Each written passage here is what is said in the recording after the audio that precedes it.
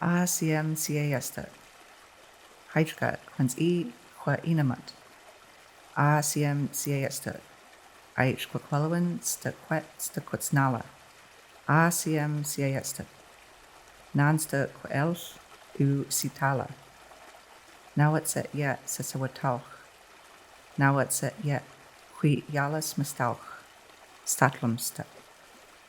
My traditional name is Haphelam. My English given name is Ed Hall. I'm the elected chief of the Coquitlam First Nation.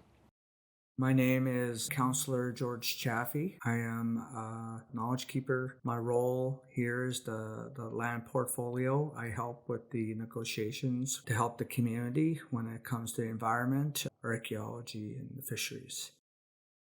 Hi, I'm John Peters. My portfolio consists of mostly the community. Part of my portfolio is emergency management, housing, education, health. I do work with the RCMP, community security, and public works.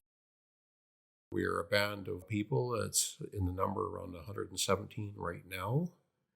We are stewards in our territory, on the Coquitlam First Nation traditional territory, and we oversee that. It's been a longhouse community, but at this present time there is no longhouse, and that will be something that will probably be in the future projects for places to build and then practice spirituality and the customs and everything that we've had in our past. The factors that have contributed to the erosion of the Coquitlam heritage are like the loss of people that carried a lot of the old knowledge from generation to generation. Some folks back in the earlier times of the 1900s, the mid-1900s too, they had moved away, married off into other communities and that too, and they had taken the traditional language with them, and the earlier relatives and ancestors too, they had practiced dancing all the time and had masks and regalia and all of that, and there just wasn't enough populace in the families to be able to pass them all of these teachings and knowledges down to the succeeding generations that followed, and it really has gotten in the way of preserving everything. Even we're having to relearn the language, so our language revitalization project has been kind of ongoing now for about the last 6 years, and the fishing practices have always been something that's been ongoing, and we are just striving to just try and get back every little bit of the heritage that we feel we've lost. The language is definitely a cornerstone of it that's coming back. Bringing back what has been taken from us, because so much has been taken. Bringing back cedar stripping, bringing back the old ways of fishing, bringing back of the berry picking, bringing back of the big house, bringing back the singing, the songs, the drumming, bringing back structure. Some of the work I'm doing as a leader to break down some of the barriers of culture and our teachings, working with the school district in a good and positive way, creating relationship on implementing some of our culture and heritage and our language within the school district. This gives us an opportunity to open more resources for not just the families of Coquitlam, but to educate the families of the Tri-Cities and understand who we are as First Nations and our history within the territories. And some of the work that I've been doing with the school district is one is having the school district acknowledge Coquitlam Nation's flag within our own territory at the schools. This opened a lot of doors in regards to educating not just the school district, but given the gift of pride back to Coquitlam students. Some of the spiritual work that is passed on to me from past council is burnings for the Coquitlam families. Coquitlam Day is very new and very special to the nation because we took ourselves out of parts of the Indian Act through Land Code. I just want to share that my most memorable experience was when we had taken ourselves out of Land Code and we gave the children the future of the nation, that part of the Indian Act to our elders to burn in the burning to acknowledge our ancestors for being suppressed under the Indian Act for over 100 years. So for me, some of the messages that came from our ancestors was I'll carry for the rest of my days. And I hope to share these experiences more with the Coquitlam Masteo. It was a challenge because of COVID, and this is why we're going to continue to do it annually in a good way. Part of my journey as a leader and reaching out to the spiritual worker from my peer council at the time, from past leadership, was a member from Musqueam, but a little bit of history on that is that this lady and her brother, her father was taught by one of our ancestors, Coquitlam Williams. So I'm trying, we're keeping in contact, and every burning from now on will hopefully we can acquire her all the time, because then that just revitalizes that teaching of who we are back to the nation in a good way. For ongoing years, we'll be doing more cultural work like drumming, burnings, spiritual healing like sweat lodges, and this is what leadership is considering for the future generations. The ceremonies and the artistic opportunities that are coming into view for the Coquitlam people as a whole, we're actually getting looked at to bring on some future projects with the house post creations, and they have had some installations of these in the schools. There's been murals put up in various buildings and within schools and the health sector as well. We have multicultural type days that do get observed in the cities, and we can get more Coquitlam members to participate in these kinds of things. It'll actually be a good stage for the Coquitlam people to be able to have their heritage out there on display. And right now, it's just a little bit challenged by the fact that we are in the process of revitalizing a lot of these kinds of practices. In regards to health and wellness, this part of my portfolio is being very challenging. Just because since I've educated myself on the history of the nation and all nations, that one of the biggest challenges is the trickle effect of residential school and why families react the way that they do. So I had to educate myself on my own family's experience to open doors to help support members within the village, and really taking the time to hear not their just concerns, but their issues on what they struggle with day to day. Like a good example is seasonal depression from the elders. It's mostly anxiety of high waters and concerns of people coming within the village, especially during the pandemic. The hardest thing that I'm dealing with is trying to revitalize that village feeling within the nation, so we can consult with all family members in a good way and not have a separation between families.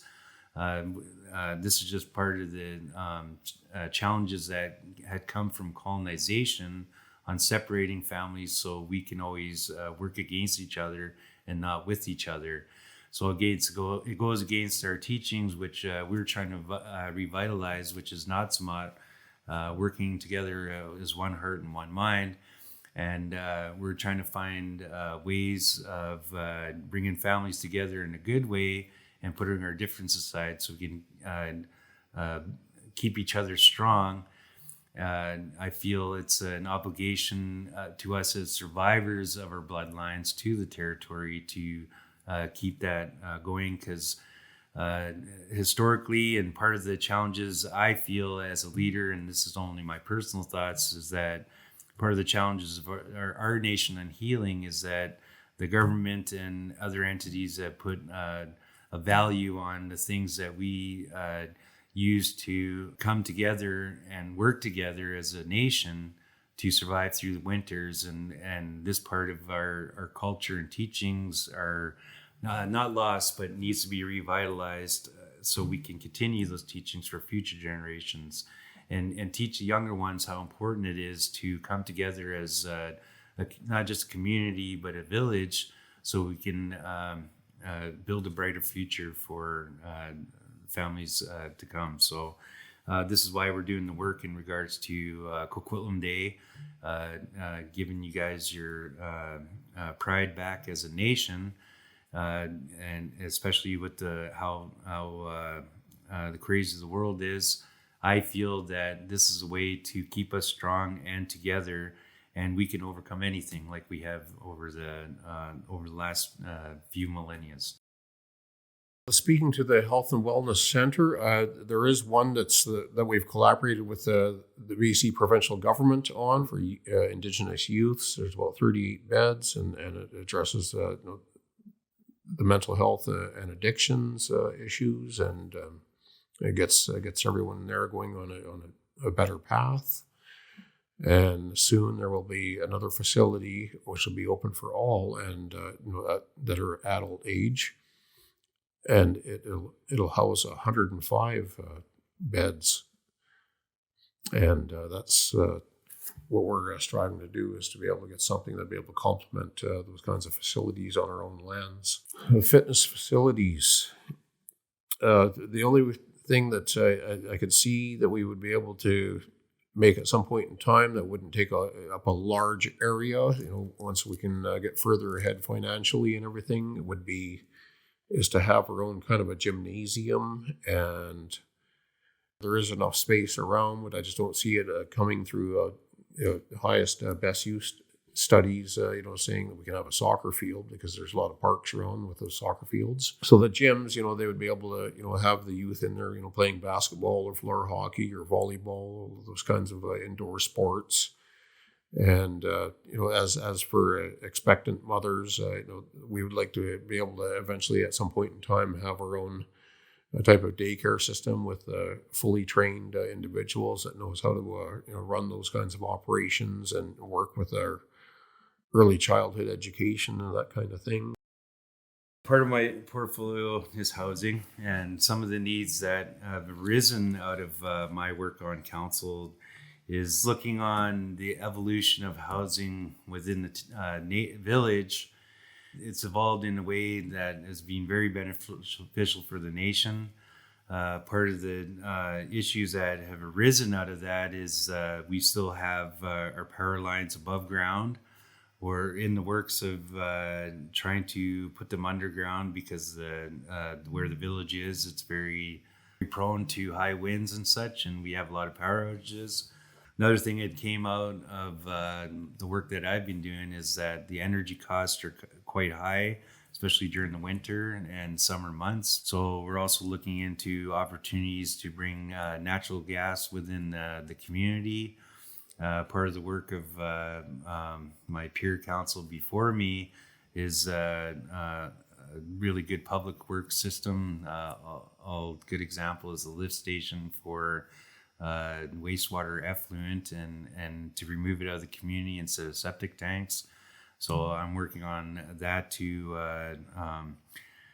protect it from high waters, because it's a personal concern of mine that I've identified, is that during high waters, the lift station is located in the only exit and entrance of the nation. So we're looking into opportunities on how to protect the lift station from infiltration of the river, So we have access in and out of the nation during emergency time. Some of the needs that have arisen in the past couple of years is issues with the public on how busy the park is and gardens are getting.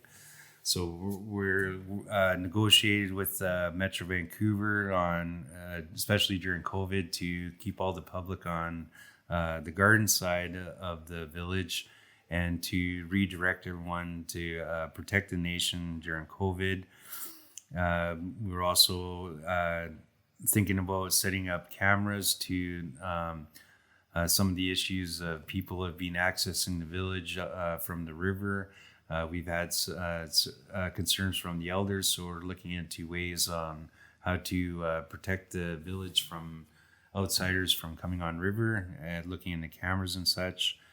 We're working with RCMP, transportation, and other entities within the territory to give us authority to remove people or squatters. But the challenge is that once we are past our jurisdiction of our village, then it's in the hands of these outside entities, and it can be challenging. So we're working on a way to create a more direct, positive process to deal with these issues and keep the village safe. How we would like to address the transportation too is maybe collaborating with the transit authority of the regions, and to be able to have some of their services to be able to come in closer, not for the for the older folks and just that don't have a license and don't drive, and then also for anyone else that is of age to travel on their own through the transit systems. My belief is that they have to be 12 and older, and to be able to go out on the transit. So we hope to be able to make a good connection to have their services come right down into the area at certain times on schedules, and the only way we're going to be able to do that is just by working together with the province's transit authority. It is very important to establish a very good connection and understanding between KFN and its economic arm, KFN Enterprises, or KFNE. This way that all of the people or shareholders will be able to know what the nation's businesses are doing, and between now and when it gets under full development of the lands there. And it's all about accountability, and this way, the shareholders, if you're part of a company, then you actually feel good that you're becoming well informed all the time, whether it's on an annual or biannual basis. And it's just the way business should be done. IR number 2 is reserved, that was set aside for the Coquitlam First Nation when Europeans first came. It was swampland. It was put into the floodplain. Coquitlam First Nation people, past councils worked together in order to fill it, to get it ready for development. What was it? It was the home of the Coquitlam people. It's where we had our big house. It is where we did our dancing. It is where we have our graveyard. There is 110 acres that is sitting there right now that has been filled and is ready to go right now, and is getting prepped ready for developers or whatever the community would like to see in there. So what is IR2? IR2 is an opportunity for Coquitlam First Nation to become self-efficient. It is land that is beautiful, central land that has cities all the way around it, and could be developed into something that not just only would benefit the nation, but would help the community come out of its situation and help every single member in this community. The vision of Coquitlam First Nation. when it comes to development of IR number 2. The nation had hired Beringia in order to come in to redo it, to get the community more involved when it comes to the development of those lands, because they belong to Coquitlam First Nation, and so the people must have their say. They must be able to say what they would like to see up there. So Beringia and lots of the community members here, you're going to know who I'm talking about, Jeff and their team, spent a very long time sitting down with members, elders, and young ones, going through a land use plan on what they would like to see. And some beautiful things came from this. The one major thing, and I really like this, is that the one thing that people have said very clearly is that they want to come home. And that was a powerful message for me as council. It was something that's just really resonated with me, that they do want to come home and that they're tired of living the way they are. And so through all that, stage 1, and that's what we called it, of a land use plan was put into play. 3 concepts came through, and out of the 3, the community was told to pick one, and they did. And what happened is that they merged 1 with 3. The community came forward and said, okay, well, the problem is that we want to know how much this is all going to cost. And so we are now calling that stage 2 of the land use plan. The other thing that's happening at IR2 is that past council wasn't able to get the servicing agreement in place. I am happy and very proud to say that through negotiations, we have now brought the province in, and we now have the city of Port Coquitlam at the table, and we are very close to a deal being struck. So that servicing will be starting up at IR2. We had a clamp over us, and that's what I'll call it, a clamp over us. And it was the Department of Indian and Northern Affairs, ISK. They call them ISK. I knew them as Indian Affairs. But ISK had a very big clamp on the nation. The council worked hard with Sue and the team that's here to work on what is called land code. Now, the community, and I'm very proud to say that there was a huge turnout for this. And the voice came out very clear in what they want. They wanted land code. And what that does is takes us out from the Department of Indian Affairs and makes us our own government. Now, let me be clear to the community. When you're our own government, lots of responsibilities come along with that, because we are no longer under ISK rules, which means that we now have to set our own rules into play. And the council has taken that initiative now for environmental responsibility at IR number 2, fishery responsibility at IR number 2, archaeological responsibility at IR number 2, and the understanding of laws and regulations that must be implemented in order for us to be a government, which will be brought to the community slowly so that we can work together in order to have one voice when it comes to this. This is going to take time. It's going to take community being engaged in all of this, because your voice is what's going to shape this. It's going to be needed because when development starts, there's going to have to be an understanding from the community that the taxes and everything that's there will no longer be coming from the government. The taxes will now be coming to the community. And a proper structure must be put in place in order to be responsible, to make sure that all taxes that come from any development that's there gets put back into the community and put back transparently with a proper structure in place in order to have a proper functioning government that is separate from all other governments, and we become Coquitlam First Nation as we once did a long time ago, but in a new age. And it's going to take all our work in order to do this. And the council is dedicated and we are close to getting the first stages of this implemented. And so I'm very happy to say that the hard work of the staff and the hard work of the people of IR2 in order to make this happen is very close. And I look forward to bringing this to the community in a good way so that we can work together and bring the small little nation to where it needs to be.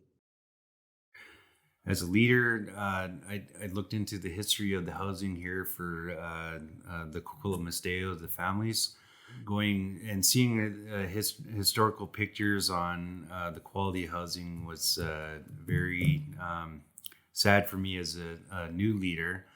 So part of my work and seeing the evolution of housing within the village, going from houses on stilts because of the high waters, going to trailers, which was only available at the time through certain fundings through ISK and such.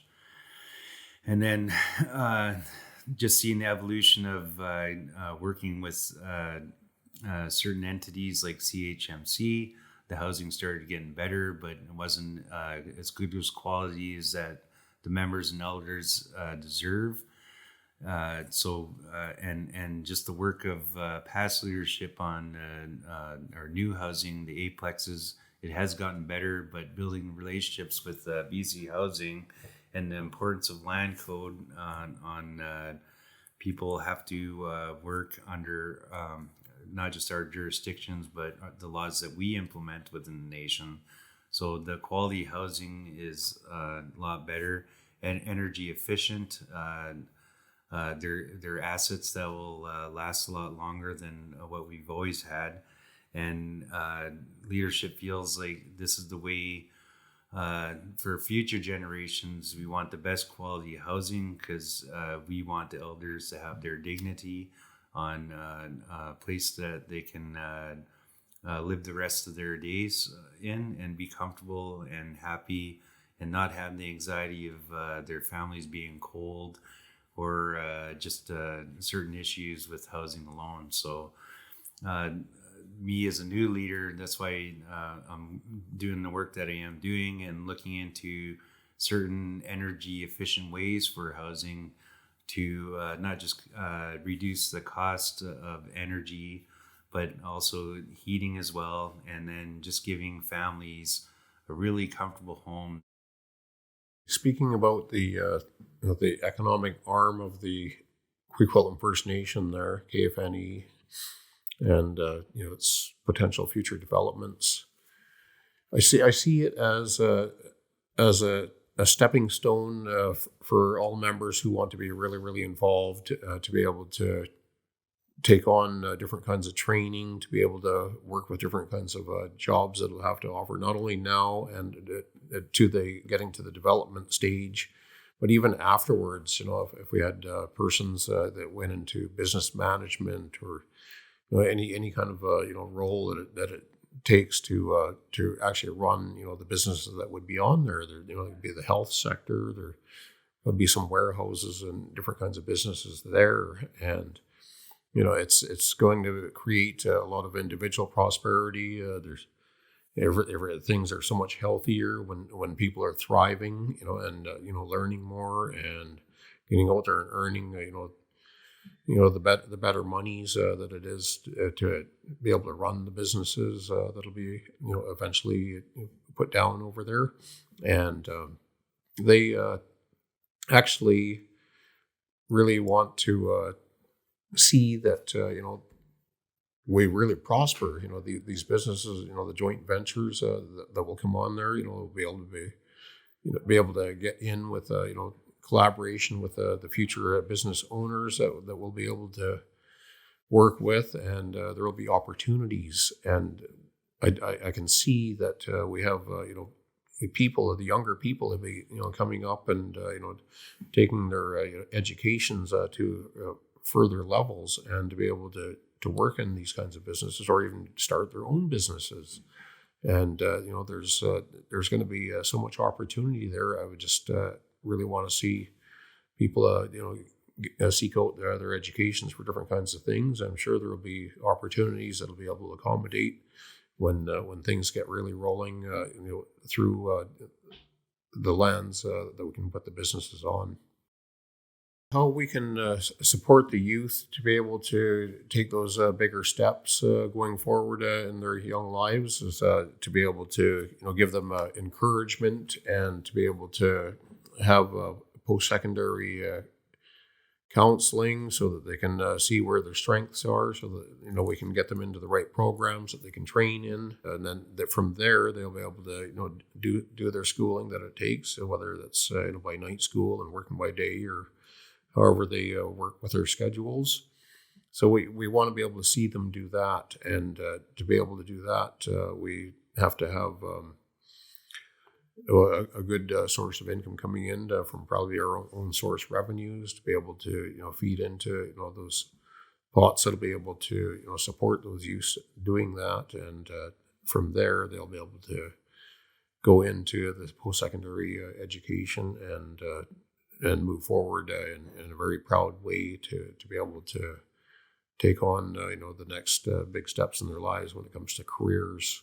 The supports that we do have for the education of youths or even adults that are wanting to further education, there's small amounts of money that we receive annually, and we can actually set it up in the budget if we have an idea on how many people are actually, excelling in schooling and whatnot, or getting ready to graduate and take post-secondary education.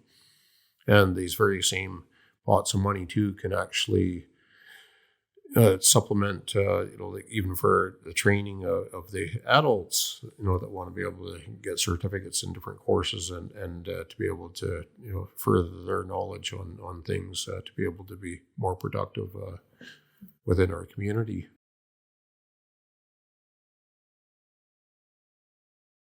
General territory and core territory, or what we call core, was from the top of the Coquitlam watershed to the bottom of the mouth of the Coquitlam down to the Surrey side. Everything that drains and feeds the Coquitlam River and the Coquitlam watershed is the core territory of the Coquitlam people. Villages going all the way up. Everywhere there were fish, they probably had a family there. We didn't need to go anywhere else. We had paradise here in the Coquitlam watershed. This is where we lived. We had everything we needed. We had our shopping center. We had our food. We had our fridge right here. We did not need to go out. We went out in order to get tools. We went out to get certain kinds of medicines that were there. And so we would go out and do raids in order to make sure inbreeding was never a thing in our nation. But we always came back home to one place, to the Coquitlam watershed. It was our home territory. And we celebrated, we drummed, we fished, we hunted, we berry picked, we cedar stripped, we celebrated, we danced, we told stories, all in this one area. And it's the home and heartbeat of Coquitlam First Nation.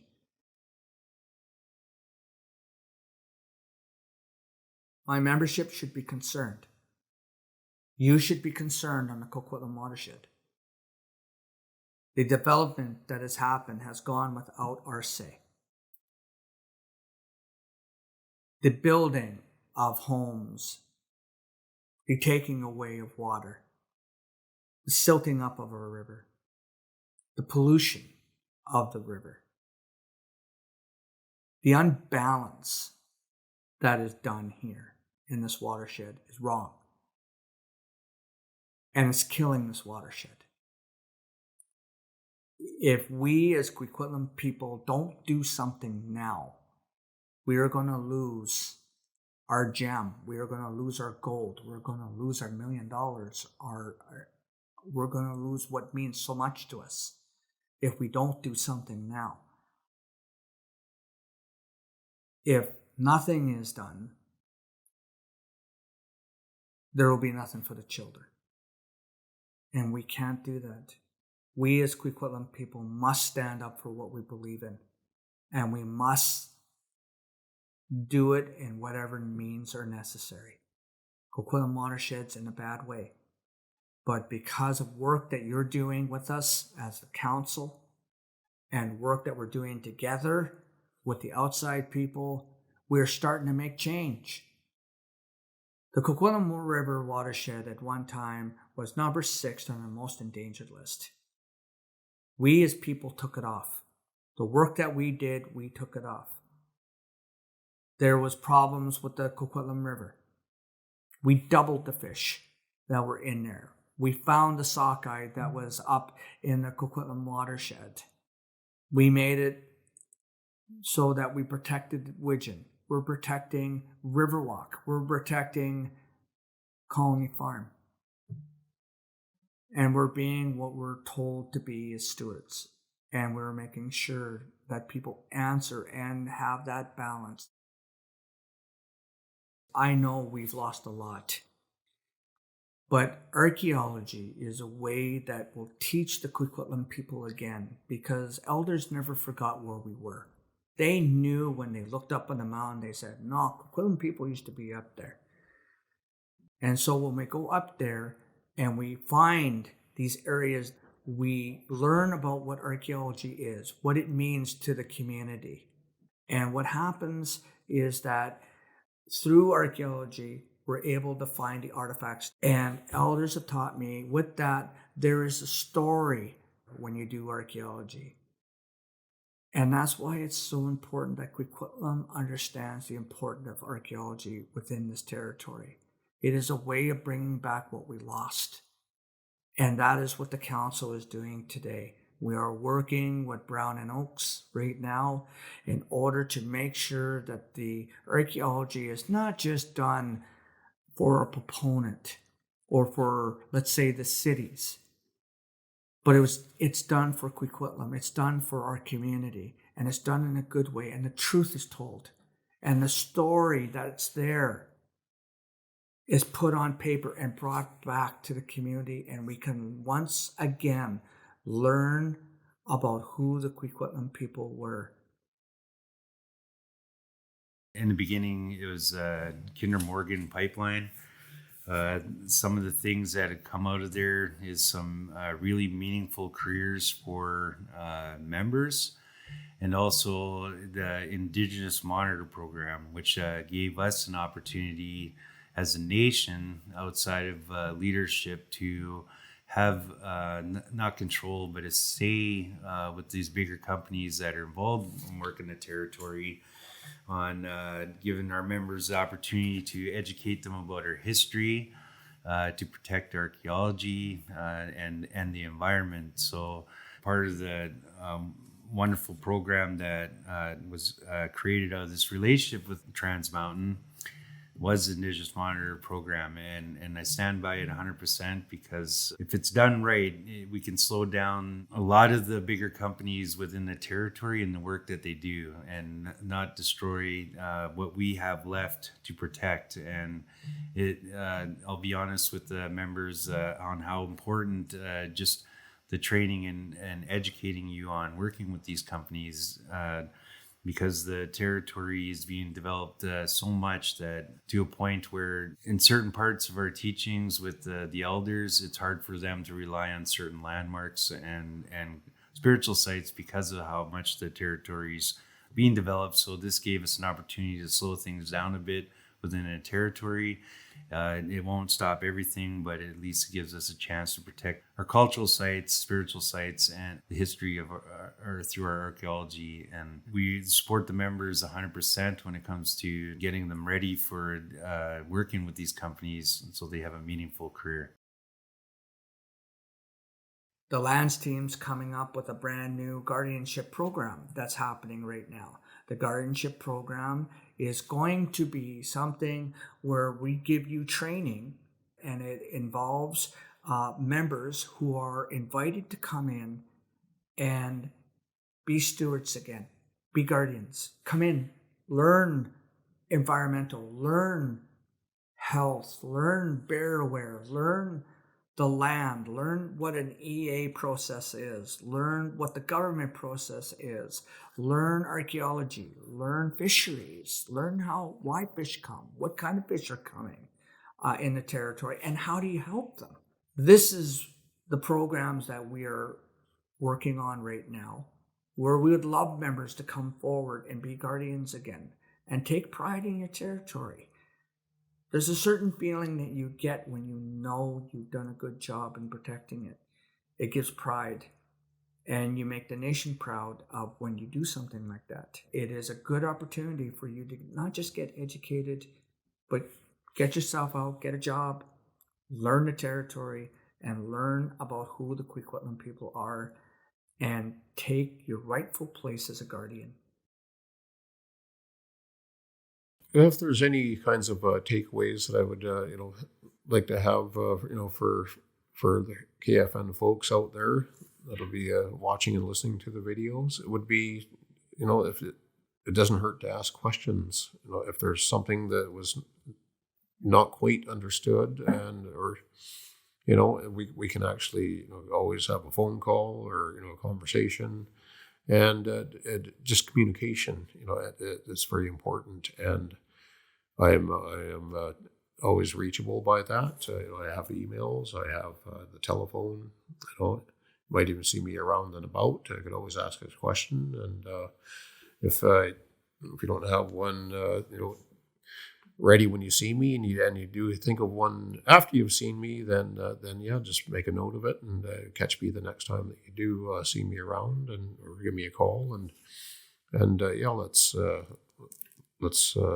connect, and yeah, hopefully everything that we've in the leadership of shared is something to really strive forward with, as a Coquitlam group, and we'll try to achieve all of those goals that we set out to do. Thank you, Hajka.